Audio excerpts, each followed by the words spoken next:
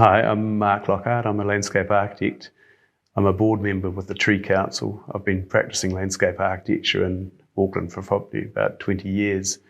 I'm here talking to the Nativity Project about their latest regeneration proposal for Auckland. So the Nativity Project are raising money to plant native trees throughout Auckland City.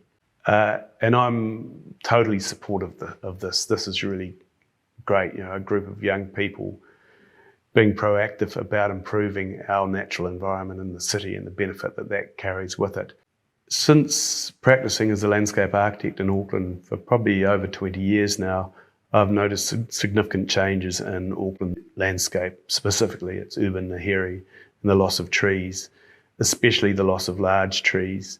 Now this has been exacerbated by the fact that in 2012, tree protection rules were removed by central government. And from that point, Auckland didn't have any blanket tree protection rules. Now, blanket tree protection rules meant that native trees over 6 metres in height with a girth of a certain dimension were protected, along with exotic trees that were over 8 metres in height. Now, since then, that has meant that developers now tend to clear fell sites for developments. So trees are not integrated into developments at all. And this has resulted in the loss of huge numbers of trees recently. A good recent example of this, with only a couple of weeks ago, is the Kaiba Pass Pohutukawa tree, which was removed by a developer.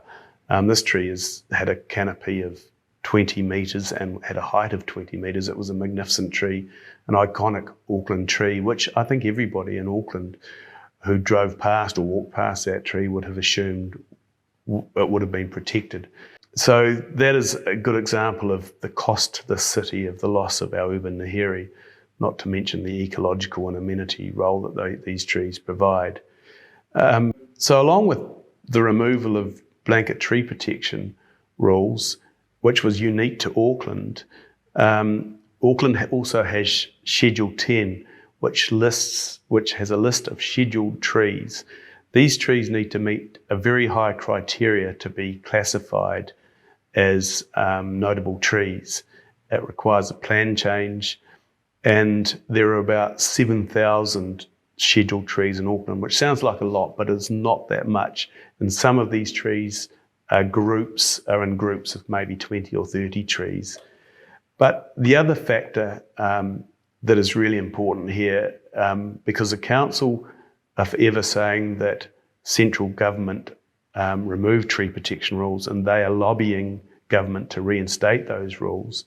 But the fact of the matter is, council has other ways that they could protect trees. Now, since 2012, there have been very few trees added to the schedule. So and recently a council environment committee decided that they wouldn't add any more trees. They have a list of 587 trees that they've simply put in the back of a filing cabinet. So this is totally unacceptable in my mind. Along with that, mistakes in scheduling, which have led to trees being removed. And when I say mistakes, I mean that the location of trees, the address of trees, or discrepancies or confusion created by subdivision of sites has meant that trees have been lost through sometimes developers taking advantage of mistakes or otherwise innocent mistakes. And at the same time, we have Plan Change 60, which is a proposed plan change, which council want to remove the reserve status of a number of pocket parks throughout Auckland City. Now, most of these pocket parks, as you'd expect, are covered in trees. Some of them even scheduled. So this is, all these things add up to a situation where I wouldn't be surprised if we had lost more than 50% of our large trees. And the statistics around the size of our trees in Auckland is now pretty scary. The number of or the percentage or proportion of trees over 20 metres is very, very low. And then you've also got the council actively arguing that our urban Nahiri is increasing. So they have a system called the LiDAR analysis system, which I don't quite understand how it works, but it enables the council to determine the vegetative cover in Auckland. But what they're arguing is our urban Nahiri has increased by some 0.01%. But in doing that, they're including all of the small trees and ignoring the fact that we're losing our large trees. And large trees play an ecological, environmental, visual amenity role, which is really key to the city. In fact, it determines and differentiates what New Zealand cities are all about, really, and we're losing that rapidly.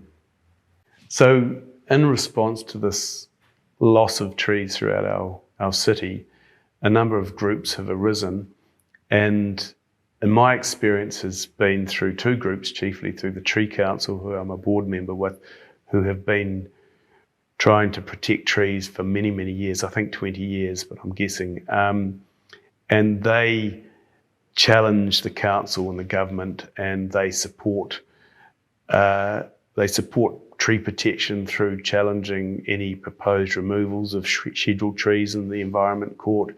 And they work closely with media, and they also work closely with council as a lobby group as well. And also through my experience with Canal Road, in which 46 mature native trees were removed by a private property developer. And this site was a unique site to Auckland. I've also connected with a group called Manarako, who arose out of Canal Road, and they started off with a group of locals who fought to save Canal Road. And since then, they've been involved with a number of other situations in Auckland where trees or the environment is being challenged. I guess these groups represent a situation where the public are really struggling for ways to oppose the loss of our urban Nahiri in the context of a city where the council don't seem to care. So there have been protests. Canal Road was the longest standing tree protest in New Zealand's history, and we had people living in trees for months on end. Now, so just recently, Kohimarama Forest has been under threat, and the Kohimarama Preservation Group have been fighting to save that, along with many members of the public and environmental groups. Now, this is a really interesting case, because when we transitioned from the district to the unitary plan, the Kohimarama Forest was proposed to be designated as an SEA, which is a significant ecological area. So in a way, SEAs were they didn't replace tree protection, but they went some way to protecting natural areas in the city. This forest, regardless of whether it was infested in weeds, which it is no longer, so it's nearly as infested with weeds, it is regenerating, was a remnant of the original forest. I mean, it's been modified, but there are stands of kohikohe and kānuka that are original stands. And there are native fish in the stream. It's a natural stream. It's a headwater, which is where a stream starts, and I believe it's one of the last headwaters in Auckland, in the Eastern Bays anyway. So, and then on top of the ecological factors, there's a simple fact that this property, these sites shouldn't be developed because they're too awkward to be developed. When you take into account the permanent stream, the overland flow path, existing infrastructure, the topography, potential erosion, it just simply shouldn't be developed. While we live in frustrating times in Auckland with no tree protection, I think that there's still a lot that people can do. I believe we should be lobbying council and government continuously, because it is only pressure that will result in them reinstating some form of tree protection rules. And creating a balance between development, housing and the retention of trees and the preservation of our natural environments.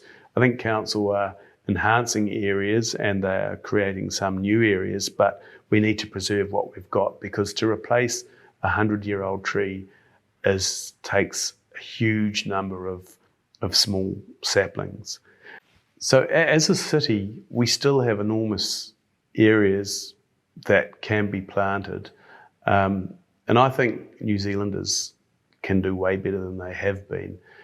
There's enormous potential in Auckland to create natural areas and to plant areas up with native species to help support and bring back native bird life and other fauna. I believe that New Zealand can do way better, and we still suffer from a situation where the wilderness is almost considered to be something out there.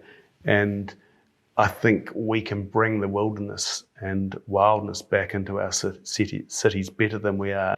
As individuals, I think we probably need to relax about the way we garden, try and plant plants that require less irrigation, plant trees that will bring in wildlife, and there's plenty of information out there about native species, shrub, ground cover. They don't have to be large trees if you have a small section.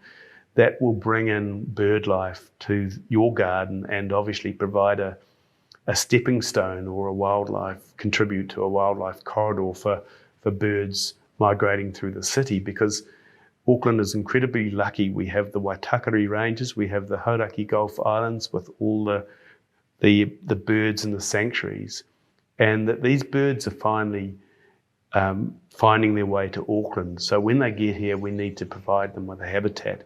I mean, the first bellbird was sighted in Auckland in 100 years. First bellbird north of the Waikato, I believe. And so this is a sign, and we need to build on that. So there's plenty that people can do in their own backyards.